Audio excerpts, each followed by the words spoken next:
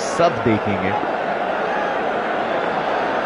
50 run दूर, बहुत समय इस मुकाबले में उसकी आवश्यकता ना पड़ेगी। इस बार श्रेयस अय्यर, दोनों टीम्स के स्पिनर्स की शैली में कितना अंतर वो एकदम स्पष्ट करते हुए भारतीय बल्लेबाज। 45 ओवर खेले पाकिस्तानी बल्लेबाज, एक भी छक्का नहीं। और यहां पे भारत 21वां ओवर खेलता हुआ 8 छक्के जड़ दिए अभी तक, जिसमें 6 रोहित के बल्ले से और ये दूसरा श्रेयस अय्यर के बल्ले से। इस बार चहलकदमी करके बहुत आसानी से ये प्रॉपर बल्लेबाजी का शॉट चलता हुआ भारत की तरफ से। और क्यों ना हो, मजबूत स्थिति में भारत।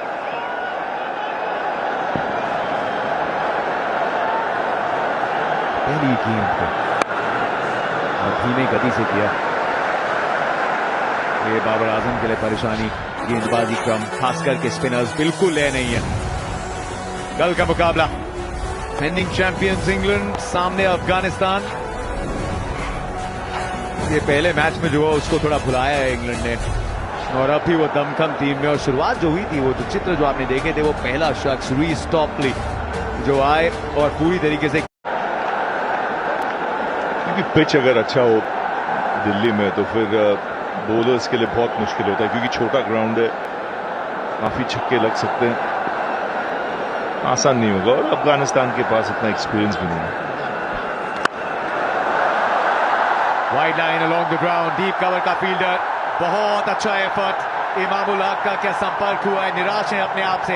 ये एफर्ट अच्छा था, लेकिन गेंद की गति की जीत हुई है। ये 2 स्पिनर पाकिस्तान के, ये इनकी ताकत नहीं है, बिल्कुल भी ताकत नहीं। और नजर आ रहा है फुल टॉस पिछली ओवर में शादाब की तरफ से, ये ओवर पिच नवाज की तरफ से स्क्वायर ड्राइव, रोहित शर्मा का ये कड़क स्क्वायर ड्राइव और 4 रन। और ये सही बोल रहे हैं इरफान, क्योंकि लोग मुझे कहते हैं कि पाकिस्तान जबरदस्त अटैक है, वो नकली बात है भाई। जबरदस्त अटैक नहीं है ये आपको मानना पड़ेगा, क्योंकि जब नसीम शाह नहीं खेल रहे हैं, अगर क्वालिटी ऑफ स्पिन ऐसा है, साहिन शाह, अफरीदी, कोई वसीम अकरम नहीं है, वो डालेंगे न्यू बॉल के साथ, वो निकाल सकते हैं विकेट, अच्छे बॉलर हैं, लेकिन इतना भी ज्यादा चढ़ाने का कोई जरूरत नहीं। जब है ठीक ठाक तो बोलना चाहिए ठीक ठाक, चढ़ा के नहीं बिठाना चाहिए कि बहुत जबरदस्त अटैक है। ये नहीं है, ये मानना पड़ेगा और एक्सेप्ट करो। भारत की टीम ज्यादा मजबूत गेंदबाजी में। 21 ओवर समाप्त।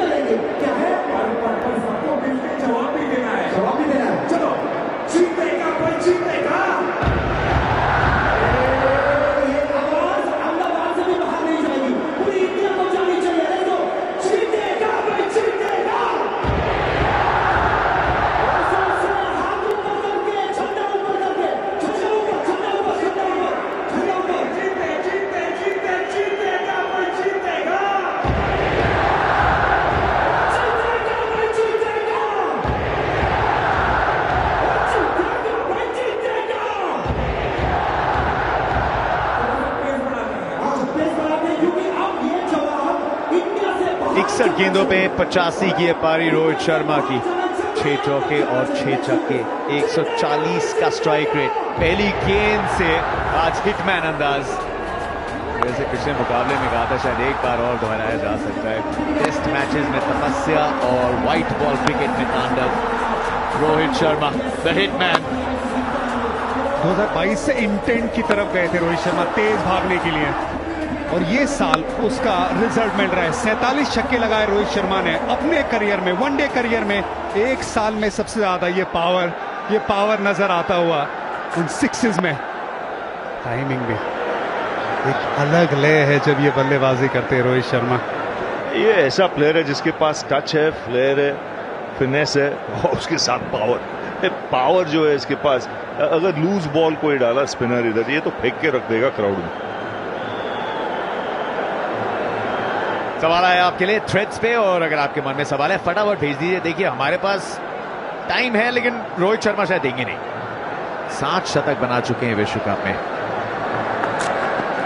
अच्छा सवाल है गुज्जू जी, बहुत अच्छा सवाल पूछ बैठे हैं आप, मजा आएगा। 7 शतक बना चुके हैं, 8वें की थोड़ी दहलीज पे है। क्या वर्ल्ड कप शायद और आपने शिरकत की है बहुत पहले से। Best world cup batter of all times बोलना पड़ेगा, ही कम्स इनटू द फ्रे, बिना शक।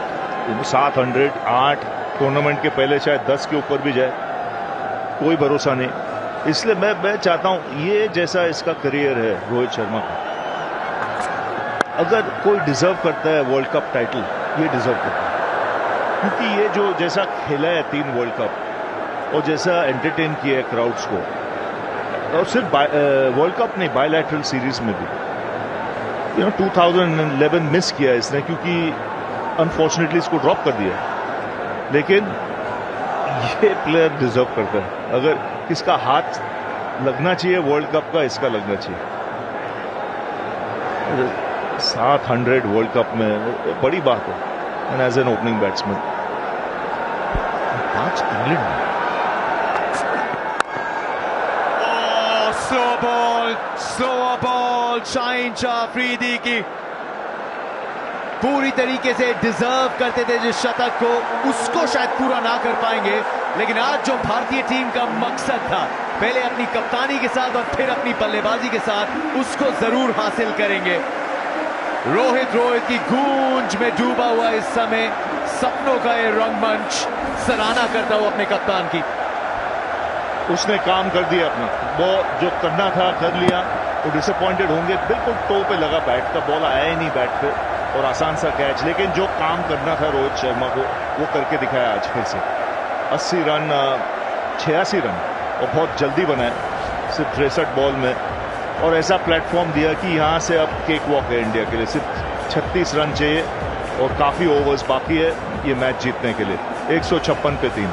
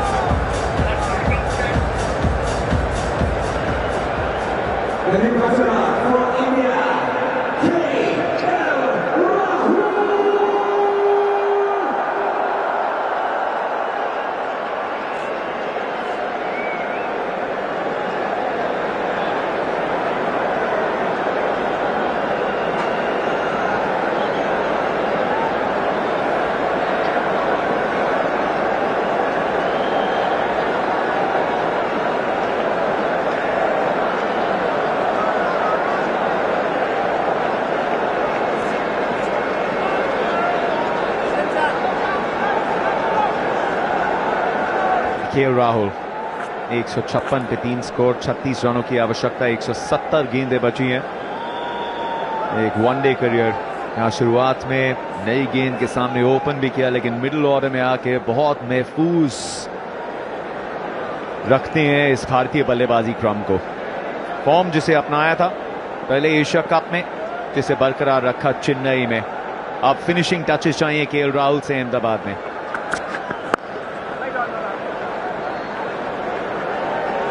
शाहीन शाह अफरीदी,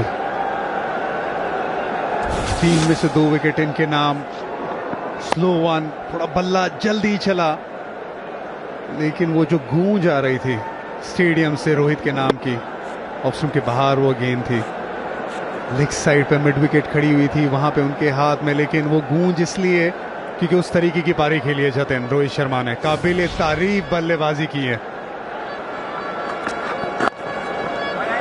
दूसरी स्पेल्स में शाहीन शाह अफरीदी स्लोअर गेंद का बहुत अच्छा इस्तेमाल करते हैं। विकेट रोहित शर्मा के साथ में आए, 3 सिंगल 22वें ओवर से।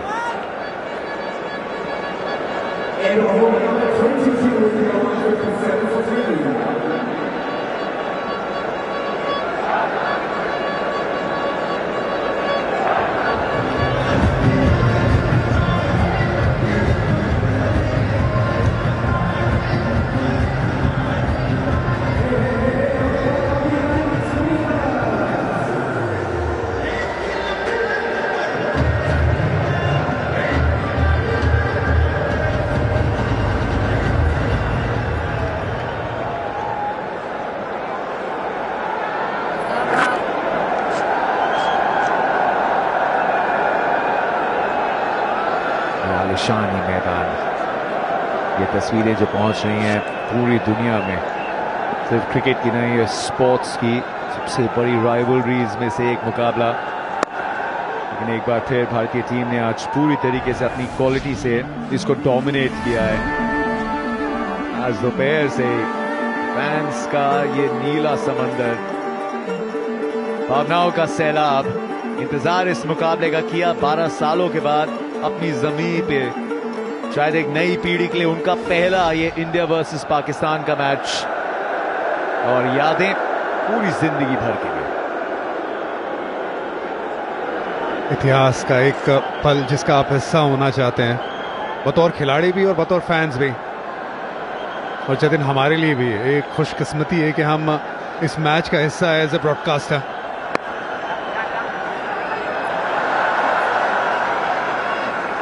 स्पिन पे बहुत कंफर्टेबल केएल राहुल। पाकिस्तान के लिए ये जरूर ये एक पड़ाव जहां पे थोड़ी चोट पहुंची, लेकिन अपने पहले 2 मुकाबले जीते जिसमें एक बड़ी रन चेज थी। अगला मुकाबला ऑस्ट्रेलिया के सामने। ऑस्ट्रेलिया वो जो अभी इस समय स्ट्रगल कर रही है, क्या वहां पे स्तर उठाएंगे बेंगलुरु, नई परिस्थितियां, और उसके बाद 2 मुकाबले जो खेले जाएंगे चेन्नई पे, अफगानिस्तान के सामने 23 अक्टूबर को, काफी चटपटे होते हैं वो मुकाबले, और 27 अक्टूबर को अब तक एक और इनफॉर्म टीम दक्षिण अफ्रीका के सामने। ये रन चाहिए होंगे बाबर से।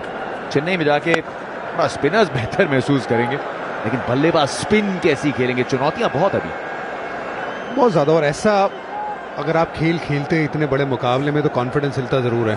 बहुत सारे सवाल उठेंगे गेंदबाजी में, बल्लेबाजी में।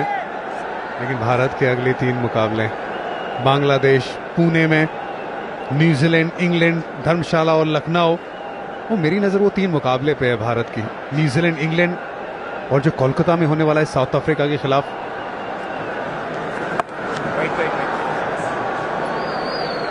बैकफुट पे बहुत अच्छा खेलते हैं कट शॉट केएल राहुल। यहाँ धर्मशाला में Trent Boult, Matt Henry, Lockie Ferguson team के साथ जुड़े हैं। केन विलियमसन एक बार फिर से थोड़ा चोटग्रस्त होने की वो शंका, जो गेंद लगी थी कल भागते हुए।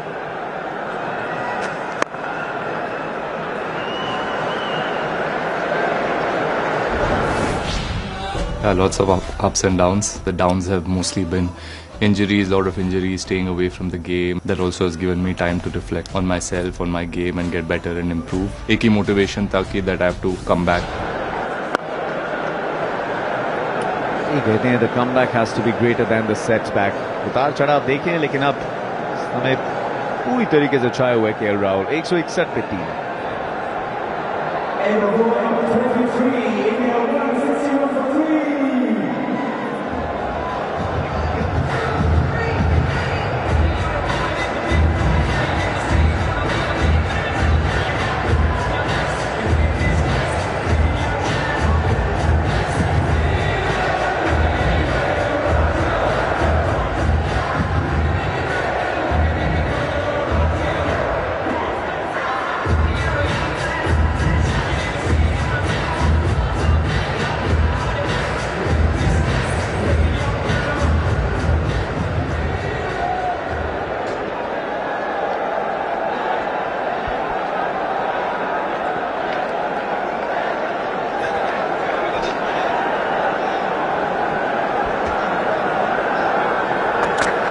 Over the wicket Shaheen.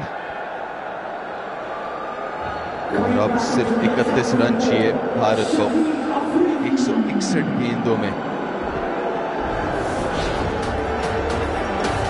KL Rahul अच्छे ले में हैं, बहुत अच्छे फॉर्म में हैं। ये उनकी पारी 97 नाबाद आए थे जब स्कोर था 2 पे 3। हालांकि सामने लक्ष्य उतना बड़ा नहीं था, लेकिन वो स्पेल खेल के निकालना, हेजलवुड, स्टार्क, पैट कमिंस, और ये पॉजिटिव रहा है अब तक का भारत के पूरे वर्ल्ड कप में। अगर आप देखें तो सब जो बल्लेबाज हैं टॉप 5 अच्छे लय में दिखे हैं, स्कोर्स बनाए हैं, और केएल राहुल उन्हीं में से एक। और जब से बीच में बल्लेबाजी करने लगे मिडिल ऑर्डर में, उनका जो रुतबा है वो बड़ा है, और टीम का परफॉर्मेंस भी उसमें बहुत फर्क पड़ा है।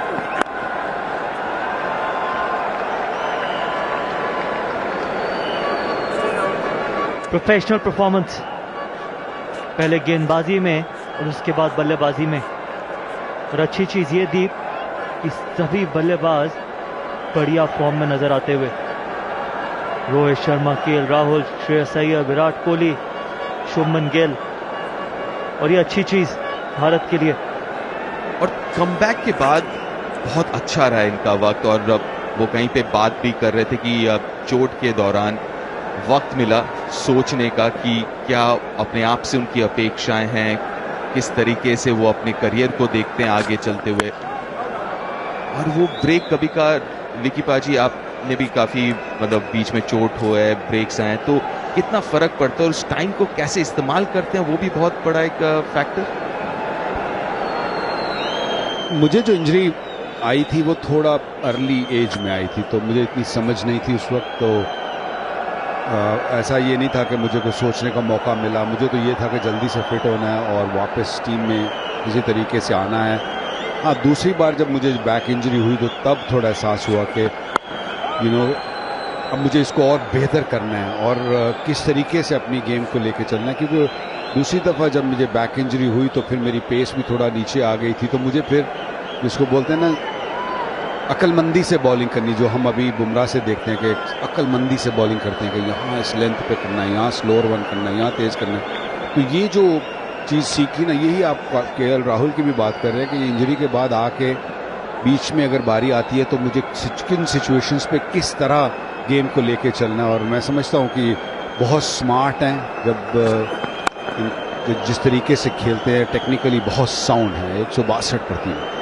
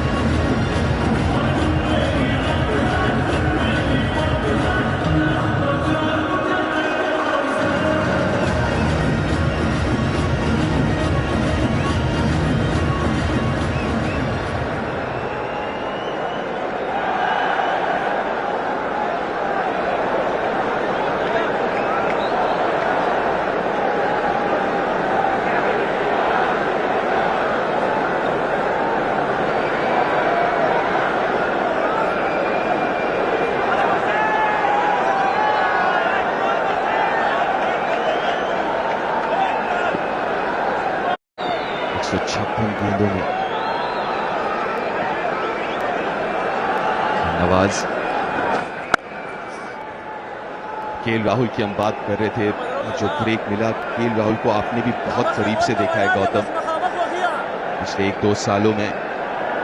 तो ये क्या चीज है, क्या है जो उनके लिए, क्योंकि क्लास उनमें है, पोटेंशियल ये तो जब से उन्होंने शुरू किया 2014 से ही पता लग गया था, लेकिन बीच में काफी सारे उतार चढ़ाव है उनके करियर में, परफॉर्मेंस में। दीप, एक चीज है ना कि जब आप ओपन करते हैं तो आप एक ओपनर के तरीके से खेलते हैं। जब से विकेट कीपिंग करनी शुरू करी, मिडिल ऑर्डर में बल्लेबाजी करनी शुरू करी, तो जो वो दबाव है, रनों का दबाव, कि आप जानते हैं कि आप 2 एरियाज में कंट्रीब्यूट कर सकते हैं। और ये हमने राहुल द्रविड़ के साथ भी देखा था।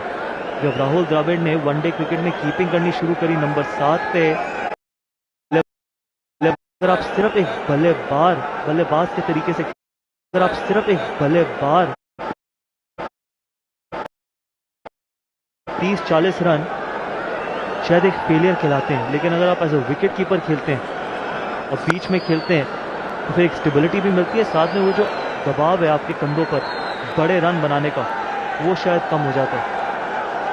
ये इसके चलते केएल राहुल की आपने अगर कंसिस्टेंसी देखी हो नंबर 5 पे, तो वो बेहतरीन रही है, क्योंकि कहीं ना कहीं जानते हैं कि अगर बल्ले से रन नहीं बने तो कीपिंग में कंट्रीब्यूट कर सकते हैं। एक चीज तो उनके कीपिंग में भी, हालांकि काफी लोग उनको कहते हैं कि रेगुलर कीपर नहीं है, लेकिन उनके अगर हाथ देखें, उनकी तकनीक देखें, बहुत अच्छे कीपर हैं, हाथ बहुत अच्छे उनके।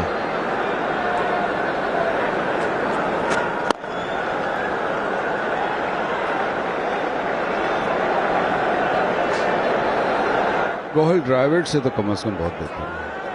अगर वो कीपिंग करके और नंबर 6-7 पे बैटिंग करके सरवाइव कर सकते हैं, तो मैं समझता हूं कि इनकी कीपिंग टेक्निक या कीपिंग का जो स्टाइल है वो बहुत बेहतर है। स्पिनर पे भी अच्छे हैं, पेसर पे तो अच्छे हैं ही। ये बहुत बड़ा एक प्लस है, एडेड होता है कि जब आपका कीपर इतना अच्छा खेलता हो। 165 पे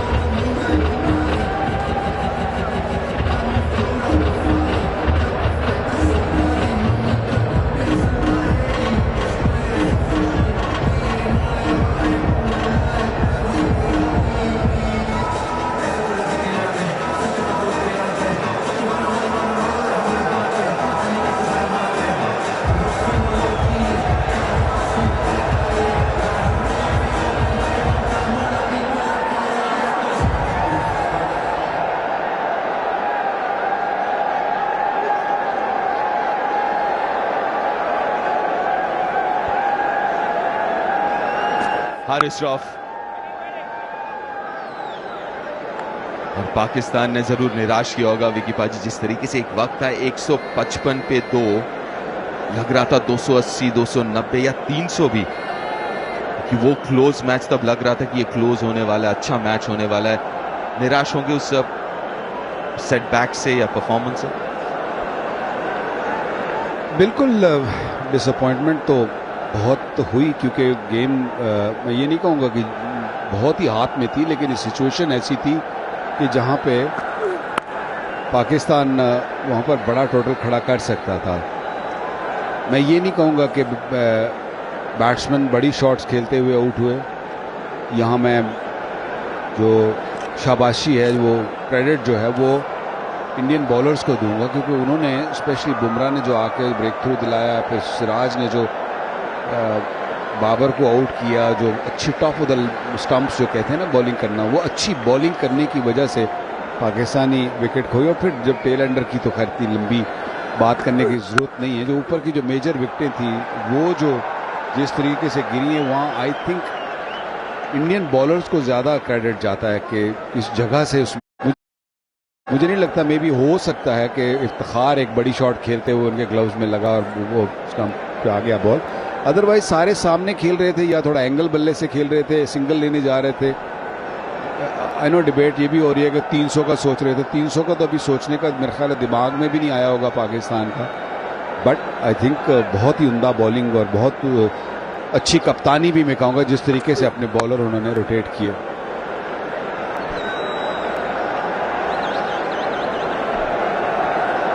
अगला मैच भारत का जो है वो बांग्लादेश के खिलाफ है 19 अक्टूबर। हर मैच वर्ल्ड कप में इंपॉर्टेंट है। पुणे में खेला जाएगा 19 अक्टूबर को। आप हल्के में किसी भी टीम को नहीं ले सकते। भारत बनाम बांग्लादेश, पुणे का पिच वो कैसा बर्ताव करेगा, क्योंकि कभी कभार पुणे में भी टर्नर्स मिलते हैं और अगर टर्नर मिलता है तो शायद वहां पे थोड़ा सा इवन हो जाता है प्लेइंग फील्ड। इस तरह बांग्लादेश की बात करें तो 3 मैच में 1 मैच में जीत मिली है, 2 में हार, पिछले 2 मैचेस, तो उनके लिए भी बहुत जरूरी है मैच।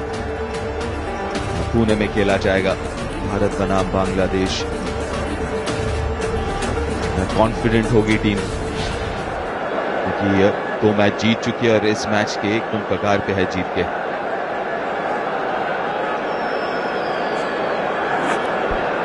जय शाह बीसीसीआई के सेक्रेटरी मौजूद मैदान में।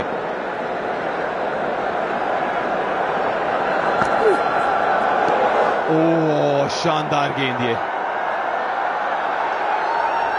26 के बाद 168 पे 3।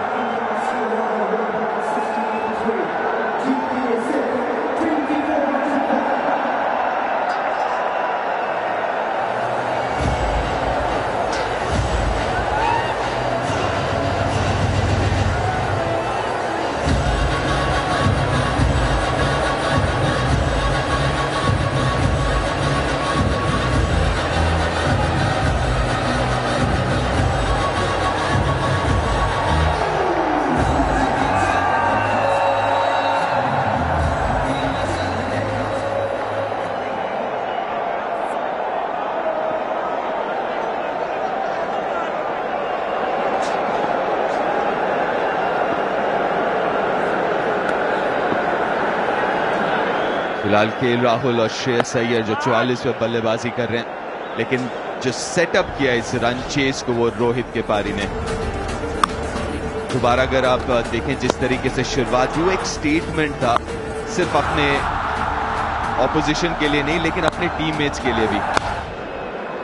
जिस तरीके से पहली गेंद से पीछे पड़े रहते हैं गेंदबाज के, शुरुआत में एक तेज शुरुआत दिलाने की सोच और कोशिश। पिछले 2 मैचेस, पिछले 2 नहीं, अगर आप देखें तो पिछले कई मैचेस से सक्सेसफुल रहे।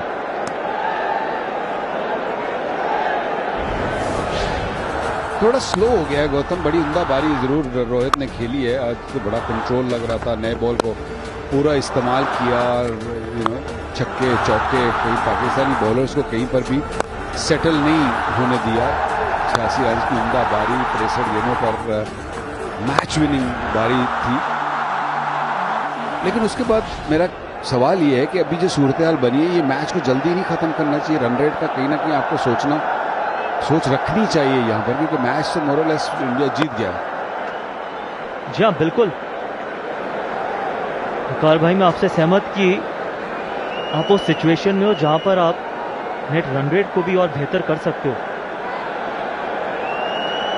और ये फर्क पड़ा है इनके बल्लेबाजी में, और यही इसी कारण अगर बड़े रन नहीं भी हुए पिछले 1-2 साल में कंपेयर टू उसके पहले, जाने जाते थे बड़े 100, 200, 150, लेकिन जो उन्होंने किया है वो है शुरुआत से तेज तर्रार रन रेट। इनका स्ट्राइक रेट अगर आप 19 और 2020-21 का देखें और फिर 2022 और 2023 का देखें, 100 के ऊपर पिछले 2 साल से। और ये शायद फर्क पड़ा है जब से इंडिया हारी है T20, और काफी आलोचना हुआ है कि डिफेंसिव कंजर्वेटिव रहा है। जिस तरीके से कप्तान खेलेगा उसी तरीके से उसकी टीम खेलेगी।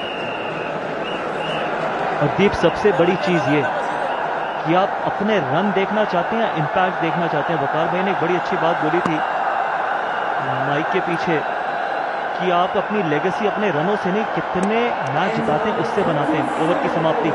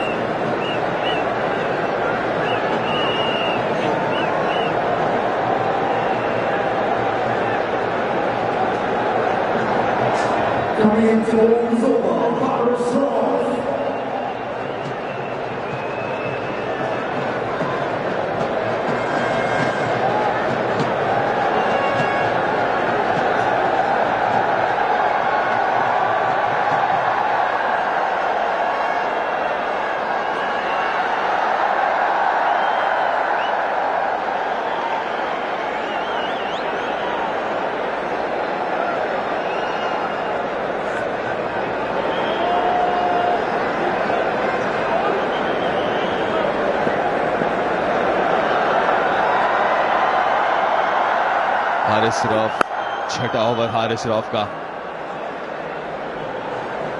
या जब से आउट हुए हैं रोहित शर्मा, जरूर वो रन रेट नीचे आया, इसमें कोई दो राय नहीं है। मेरे जहन में तो ये था कि क्योंकि श्रेयस खेल रहे हैं और केएल राहुल को एक आधा अच्छी पारी मिल चुकी है, मैंने इस मैच में जडेजा को थोड़ा सा ऊपर भेज सकते थे। क्राउड की क्या कहने, लगभग 1.25 लाख लोग लुफ्त उठाते हुए इस परफॉर्मेंस का। कहीं ना कहीं मेरे जहन में तो ये था कि जडेजा आए, थोड़ा सा गेम टाइम मिले उनको भी। 156 पे गिरा था तीसरा विकेट, ज्यादा रन तो बचे नहीं थे।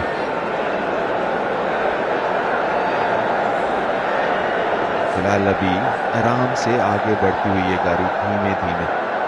जो आपका सवाल था वो विकी बाजी की, क्या आप नेट रन रेट की तरफ, बेशक, क्योंकि आगे चल के पड़ सकता है फर्क।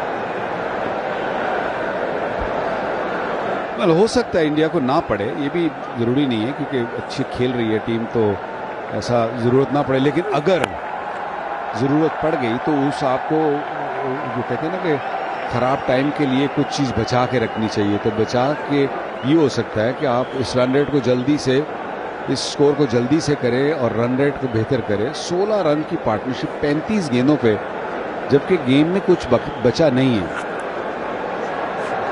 और दीप, एक और चीज़ है ना कि आप ऑपोजिशन को, जो आने वाली टीम है, उनको स्टेटमेंट भी देते हैं कि हम इसी तरीके से खेलना चाहेंगे, हमारा कप्तान ने टोन सेट करी है, हम उसको फॉलो करेंगे।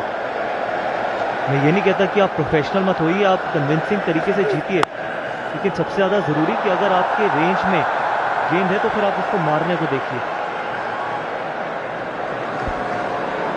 अभी पता लगा है कि ये अगर 34 ओवर के पहले चेस कर देती है भारत तो फिर 1 नंबर पे।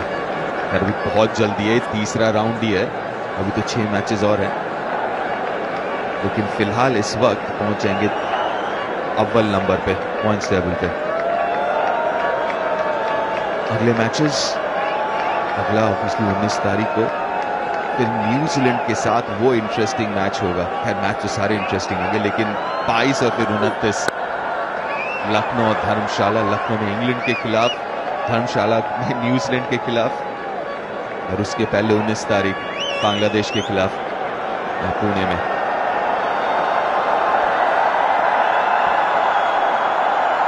मेरे लिए अगले 3 मैच बहुत महत्वपूर्ण। बांग्लादेश इतनी अच्छी क्रिकेट खेल नहीं रही, लेकिन बांग्लादेश एक ऐसी टीम है जिसने एशिया कप में भारत को हराया। न्यूजीलैंड बेहतरीन क्रिकेट खेलती आ रही है, उसके बाद इंग्लैंड जो एक डेंजरस साइड है। तो अगले 3 मैच भारत को अच्छी क्रिकेट खेलनी पड़ेगी। और कहीं ना कहीं 6 मैच जीत जाते हैं आप तो क्वालिफाई हो जाते हैं। तो अगले 3 मैच अगर जीत जाती है तो 6 में से 6 चांसेस हो गए आप क्वालिफाई। 176 पे 3।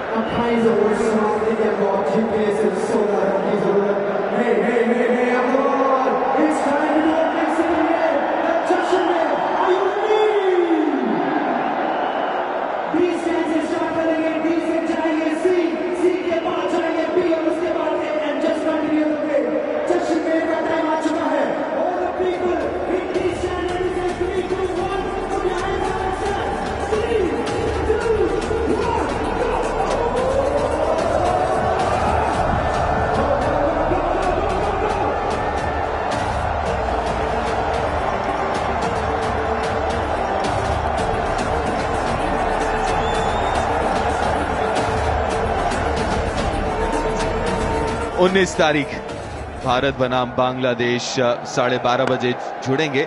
और आज ऑब्वियसली इंडिया वर्सेस पाकिस्तान तो था ही, लेकिन साथ में हमारे को कमेंटेटर, हमारे साथी, इनका भी birthday, so happy birthday again Gautam. Thanks Deep. ये इससे बेहतर प्रेजेंट क्या हो सकता है? जिस तरीके से भारत आज ये मैच खेला है, बिल्कुल प्रोफेशनल तरीके से, चाहे वो गेंदबाजी हो, बल्लेबाजी हो। और अच्छी चीज़ ये कि रोहित शर्मा ने जिस तरीके से बल्लेबाजी करी, एक कप्तानी पारी, एक कप्तान ने टोन सेट करी पहली गेंद से, और उसके बाद पीछे मुड़ के नहीं देखा।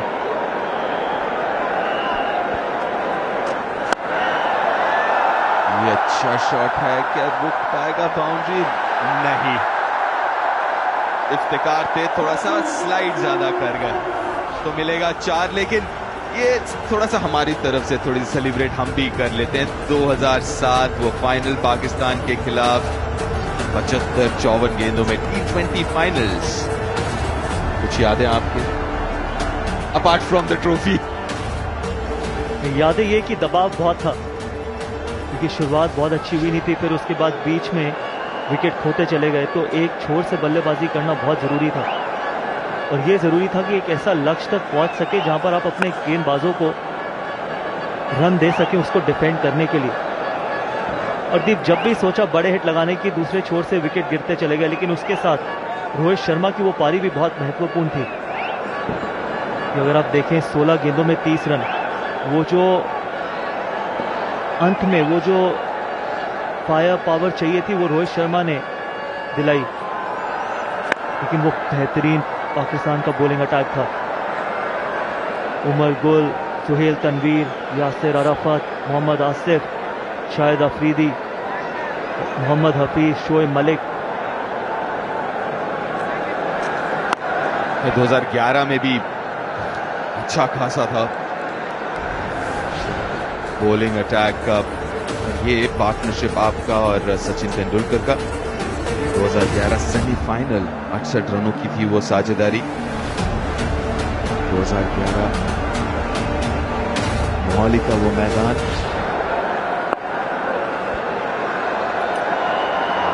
जो फिलहाल अगले ओवर में पूछेंगे उसकी यादें आपसे। 182 पे थी।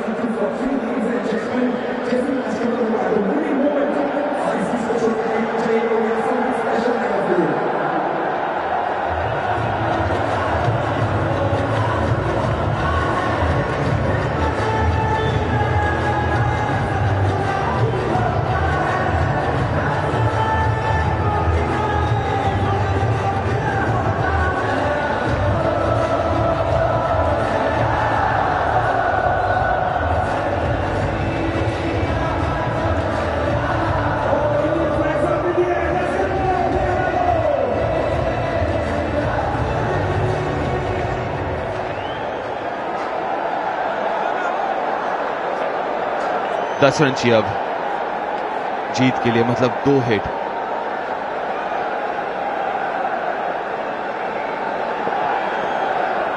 हसन अली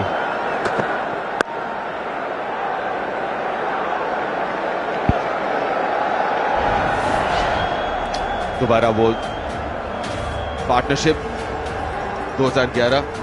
गौतम, देखिए मैंने ये बात कही है कि वो मेरे करियर का सबसे हाइप गेम था। हाइप गेम इसलिए क्योंकि दोनों देश के प्रधानमंत्री वहां पर, मोहाली बिल्कुल सील हो चुकी थी एज अ सिटी, ना एयरक्राफ्ट आ रहे थे ना। बढ़िया शॉट यहां पर केएल राहुल का, लेंथ गेंद, दमदार शॉट, 4 रन। ये अच्छी चीज ये कि बढ़िया इंटेंट दिखाया वहां पर केएल राहुल ने। चलिए, वहां पे प्रधानमंत्री थे 2011, यहाँ पे हमारे गृह मंत्री अमित शाह जी भी मौजूद इस ऐतिहासिक जीत को देखने के लिए। 7-0 था, अब बस कगार पे है 8-0 के। 1 हिट दूर और 6 रन चाहिए।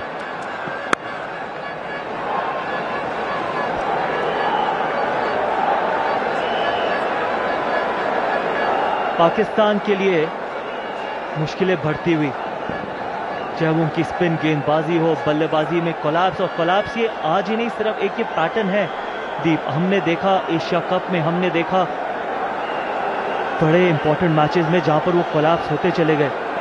पिछले वर्ल्ड कप में 2015 में, 2019 में। तो ऐसा नहीं है कि सिर्फ ये वन ऑफ स्टोरी है। और जब आप इस तरीके से बड़े मैचेस में, वो भी भारत के खिलाफ जो हाई प्रेशर गेम्स हैं, अगर आप होगी आपकी बल्लेबाजी, तो फिर वो डाउट्स आने शुरू होते हैं, वो बिलीव खत्म होना शुरू होता है। जब आप इतने लंबे तौर के लिए आते हैं, बड़े टूर्नामेंट के लिए आते हैं, तो इतनी जल्दी वो बिलीव खत्म हो नहीं सकता। क्योंकि एक बार अगर आप उस विशियस सर्कल में चले गए तो बाहर आना बहुत मुश्किल। ये आत्मविश्वास जरूर हिलेगा पाकिस्तान का। ये उस तरीके की हार होगी, सिर्फ एक साझेदारी के अलावा कुछ नहीं चला पाकिस्तान के लिए। वो कप्तानी बहुत साधारण, उसके बाद गेंदबाजी, बल्लेबाजी एकदम ताश के पत्ते की तरह उनकी इनिंग जो बिखरी, बहुत कॉन्फिडेंस तोड़ेगी। वहीं पे दूसरी तरफ भारत का कॉन्फिडेंस 7वें आसमान पर। बिल्कुल, वो देख के भी लग रहा था, वो नर्वसनेस दिख रहा था मिडिल ऑर्डर में पाकिस्तान के। 186 पे थी।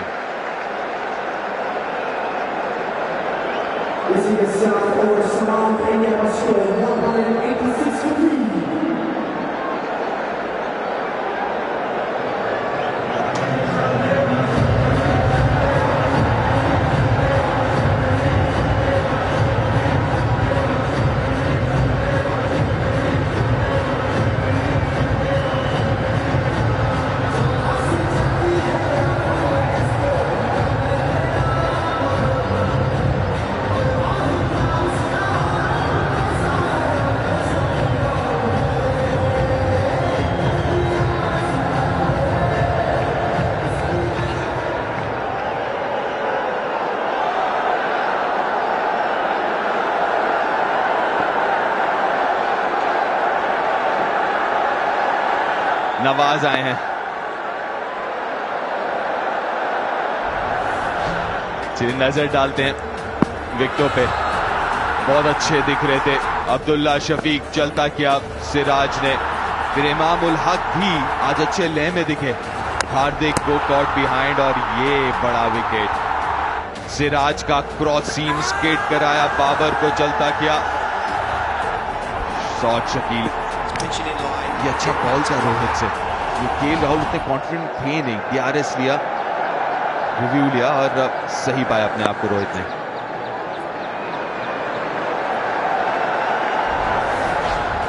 और उसके बाद लखड़ा पारी उसी ओवर में, आखिरी गेंद पे इफ्तिकार थोड़ा सा अनफॉर्चुनेट रहे। ये रिजवान 49 पे बुमराह, क्या स्पेल डाला, शादाब को चलता क्या, कोई अता पता नहीं, चारों खाने चित। 4 रन चाहिए और इस शॉट के साथ मैच को जीत लिया है भारत ने। 7-0 अब हो गया है 8-0 भारत के नाम। खुश ये स्टेडियम, खुश सभी लोग। एक और कन्विंसिंग जीत भारत के लिए। पाकिस्तान को 8वीं बार हराया है और इस बार 7 विकेट से। और 8वीं बार एक भी मैच पाकिस्तान जीत नहीं पाया विश्व कप में, और ये सिलसिला बिल्कुल जारी। पाकिस्तान के खिलाफ अहमदाबाद में आज एक अलग सी खुशबू है। ये भारत की जीत की खुशबू है, और क्यों ना हो, क्योंकि सिर्फ भारत ने मैच ही नहीं जीता है, पूरी तरह से डोमिनेट किया है। एक बहुत बहुत बेहतरीन जीत भारत की। डोमिनेशन 30 ओवर के बाद से, पहले 30 ओवर थोड़ा सा इस मैच में बनी रही पाकिस्तान, लेकिन उसके बाद वन वे स्ट्रीट। ये स्टेटमेंट है, ये स्टेटमेंट आने वाले मैचेस की है। जिस तरीके से शुरुआत करी रोहित शर्मा ने, कमाल की बल्लेबाजी, उसके बाद श्रेयस अय्यर 50 रन बना के नाबाद। ये कन्विंसिंग विन है, ये प्रॉपर विन है, ये डोमिनेशन है। और इसी जीत के साथ इस वक्त पॉइंट्स टेबल पे बिल्कुल ऊपर, शीर्ष पे इस वक्त भारत। और क्या पारी रही कप्तान से, रोहित से, टोन सेट किया इस पारी का, लेकिन उसके पहले काम कर दिया था भारत के गेंदबाजों ने। दोबारा अपने माइलस्टोन के बारे में नहीं सोचा तो किस तरीके से गेम को जल्दी खत्म कर पाएंगे। और क्या शुरुआत रहा है शुभमन गिल उनके वर्ल्ड कप सफर का। बड़ा है मंच और डोमिनेट किया है भारत ने दोबारा। 8-0 स्कोर कार्ड है अब विश्व कप में। 8 भारत के नाम, पाकिस्तान के नाम 0।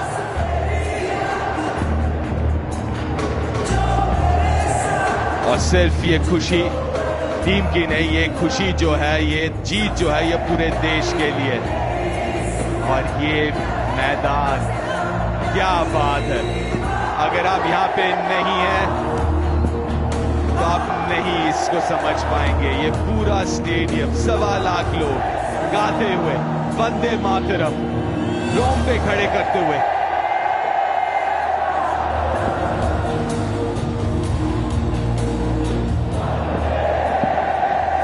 जी हाँ, वंदे मातरम की गूंज इस नरेंद्र मोदी स्टेडियम में।